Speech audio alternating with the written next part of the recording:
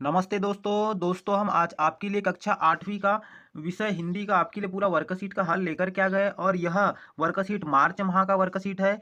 तो आप सबसे पहले जब भी हमारा वीडियो देखेंगे तो सबसे पहले आपको दिखेगा कि हमने मार्च माह का हिंदी विषय का वर्कशीट को पूरा हल यहाँ पर डाल दिया है। ठीक है दोस्तों, तो चलिए वर्कशीट को हल करते हैं। दोस्तों हमने सबसे पहले आपको वर्कशीट का सॉल्यूशन बताया है। तो दोस्तों यदि आप लोगों ने अभी तक हमारा चैनल सब्सक्राइब नहीं किया है तो आपको हमारे जो वीडियो के नीचे दोस्तों ऐसा लाल कलर में सब्सक्राइब का ऐसा बटन दिखेगा, तो आप उसे सिंपली दबा देंगे तो वह जिससे काला हो जाएगा और साथ में जो बेल का निशान है उसे भी आप दबा दीजिए, ताकि जब भी हम इनका हल डालेंगे तो सबसे पहले आपके पास वीडियो पहुंचेगा। ठीक है दोस्तों, तो चलिए आज हम हिंदी का वर्कशीट हल करते हैं।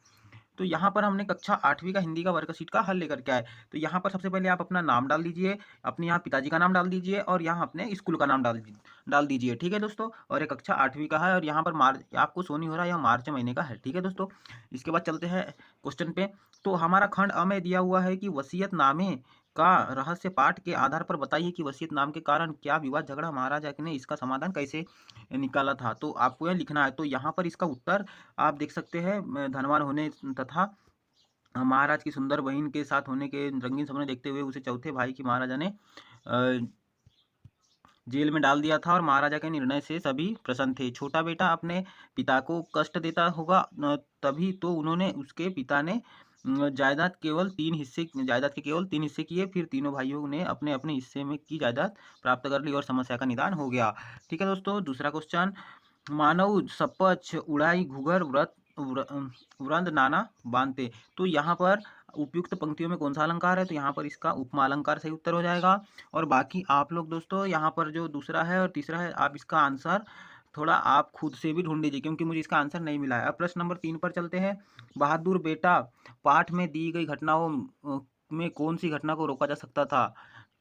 बाढ़ जैसे पाक। तो आपको इसमें यहाँ लिखना है इसका आंसर। बहादुर बेटा पाठ के आधार पर बाढ़ को तीन ही रोका जा सकता था, पर उसमें हुई घटनाएं जैसे लोगों की शारीरिक क्षति पहुंचाना, खाने पानी की वस्तुओं को खराब हो जाना और लोगों को बेघर होने से रोका जा सकता था। अगर सभी लोग ऐसी घटनाओं की आशंका की तो सजग रहते बहुत से जान माल के लिए नुकसान को कम किया जा सकता था। ठीक है दोस्तों, इसके बाद चलते हैं प्रश्न नंबर 4 पर।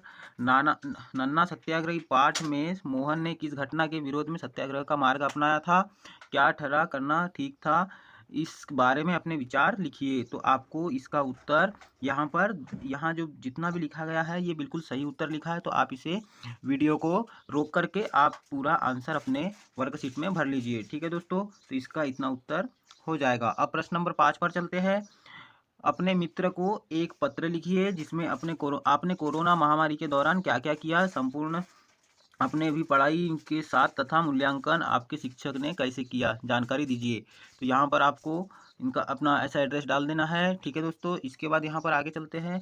फिर आपको ऐसा लिखना है, प्रिय मित्र घनश्याम, मैंने और मेरा परिवार और सकुशल और आशा है। तो आप यहाँ पर इस प्रकार से पूरा लेटर लिख सकते हैं। आप वीडियो को रोक करके पूरा देख लीजिए। ठीक है दोस्तों, इसके बाद यहाँ पर आपको नीचे आपका प्रिय मित्र और आपका नाम डाल देना है। ठीक है दोस्तों, इसके बाद प्रश्न नंबर 6 पर चलते हैं। प्रश्न नंबर 6 है, पक्षी विशेषज्ञ सलीम अली के पास कॉलेज की डिग्री नहीं थी, पर वो कौन से कारण थे जिन्होंने उन्हें विज्ञानी बनाया, उनके गुणों और घटना को स्पष्ट कीजिए। तो सलीम अली के पास कॉलेज की डिग्री नहीं थी, परंतु दूसरे गुणों में उनके असाधारण व्यक्ति बना दिया गया। वे बीजगणित में बहुत अच्छे थे, उन्होंने पढ़ाई छोड़ दी। वह बीजगणित में बहुत डरते थे, उन्होंने पढ़ाई छोड़ दी और वर्मा मतलब म्यांमार चले गए। तो यहाँ पर दोस्तों आप मुझे यदि मैं आपको पढ़ के बताऊंगा तो मेरा वीडियो काफ़ी लंबा बनेगा, इसलिए मैं आपको यही बोलूँगा कि आप वीडियो को रोकिए और यहाँ पर अपना पूरा सही सही उत्तर अपने वर्कशीट में भर लीजिए। ठीक है दोस्तों, इसके बाद यहाँ पर जो नीचे आपका लिखा है तो ये पूरा आपका इतना सही उत्तर हो जाएगा।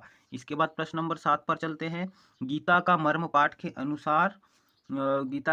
अनुसार अर्जुन ने इंद्र से अपनी विद्या का उपयोग किन किन कार्यों के लिए, इस प्रसंग का महाराज आनंद पाल और पंडित गौरव के ऊपर क्या प्रभाव पड़ा, लिखिए।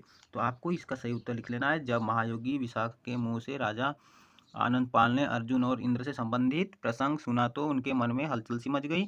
उन्हें लगा कि उनका कार्य जन कल्याण होना चाहिए। उनके मन में वैराग्य भाव जागृति हो गया। उन्होंने अपना संपूर्ण राजपाट इसमें इच्छा व्यक्त की। ठीक है दोस्तों, तो इसके बाद चलते हैं नेक्स्ट क्वेश्चन पे। प्रश्न नंबर 8 है, कोलकाता अधिवेशन के बाद गांधी जी शांति निकेतन चले गए। सहायक वाचन कक्षा 8 के अनुसार जो वातावरण को लिखना है। तो यहाँ पर आप हमारा वीडियो को पूरा रोक लीजिए दोस्तों, और यहाँ पर अपने वर्कशीट में जैसा यहाँ पर आंसर लिखा हुआ है वैसा आप लिख लीजिए। ठीक है दोस्तों। इसके बाद चलते हैं प्रश्न नंबर 9 पे। निम्नलिखित वाक्यों के लिए एक शब्द लिखिए। तो यहाँ पर जो बिना वेतन के लिए काम करता हो, तो इसका सही उत्तर हो जाएगा अवैतनिक। दूसरा है जो मार्गदर्शन कराता हो, वो हो जाएगा मार्गदर्शक। ठीक है दोस्तों। इसके बाद चलते हैं वकालत करने वाला। तो वकालत करने वाला वकील हो जाएगा। ठीक है दोस्तों। इसके बाद प्रश्न नंबर 10 पे आ गए। प्रश्न नंबर 10 है बौद्धिक तीव्रता, कार्यक्षमता, गहन संवेदनशीलता और विचारों की स्पष्टता, उनके व्यक्तित्व, उनकी बहुमुखी प्रतिमा, ऊर्ध्व मेधा शक्ति। तो आपको यहाँ पर जो दिया है प्रश्न, तो आप यहाँ पर पहला है उपयुक्त पंक्तियाँ भाषा भारती के किस पाठ से ली गई है, तो आपको इसको पढ़ के यहाँ पर भर लेना है। इसके बाद दूसरा है उपयुक्त पंक्तियों में उपसर्ग लिखिए। तो यहाँ पर जैसे बहुमुखी आप देख सकते हैं, बहुमुखी प्रतिमा, उत्कृष्ट, परिश्रम, अर्थशास्त्री, प्रखर। तो ये इनको यहाँ पर आपको उपसर्ग वाले शब्द और प्रश्न प्रश्न वाले शब्द आपको लिखना है। जैसे बहुमुखी, विवेकशीलता, प्रतिमा, शिक्षाशास्त्री, उत्कृष्ट, राजनीतिज्ञ, परिश्रम, उपन्यासकार, अर्थशास्त्री, निबंधकार। ठीक है दोस्तों।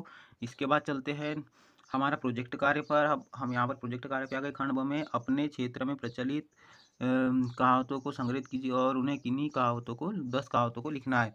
तो यहाँ पर हमने लिख लिया है पूरे 10 कहावतों को। अकेला चना भार नहीं फोड़ सकता, अंधों के कान में राजा, अब पछताए होत का जब चिड़िया चुग गई खेत, आम के आम गुठलियों के दाम, जिनकी लाठी उसकी भैंस, डूबते को तिनके का सहारा, चोर की दाढ़ी में तिनका, धोबी का कुत्ता, घर का न घाट का, और दूर के ढोल सुहावने होते हैं। तो यहाँ पर आपको यहाँ वीडियो रोक के अपनी वर्कशीट में भर लेना है। ठीक है दोस्तों। इसके बाद चलते हैं किसी कहावत मुहावरे से जुड़ी कोई कहानियाँ घटना को संक्षेप क्षेत्रीय भाषा में दर्शाइए।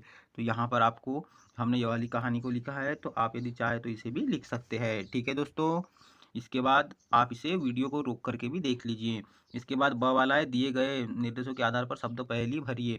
तो यहाँ पर जो शब्द दिए हैं बाएं से दाएं और ऊपर से नीचे, तो इनको आपको देख करके जो ऊपर का जो बॉक्स का डिब्बा है उसको पूरा भर लेना है। तो हमने इसको ढूंढ करके यहाँ पर भर लिया है, तो हम आपको बता रहे हैं। तो हमने यहाँ पर पूरा आपको देखिए किस प्रकार से यहाँ भरा है, तो आपको भी पूरा इसी प्रकार से भरना है। ठीक है दोस्तों। तो यहाँ पर आपका वीडियो खत्म होता है और आपका पूरा वर्कशीट हल होता है। तो दोस्तों यदि आपने अभी तक हमारा चैनल सब्सक्राइब नहीं किया है, तो वही लाल बटन दबा करके सब्सक्राइब कर लीजिए और साथ में बेल आइकन को भी दबा दीजिए।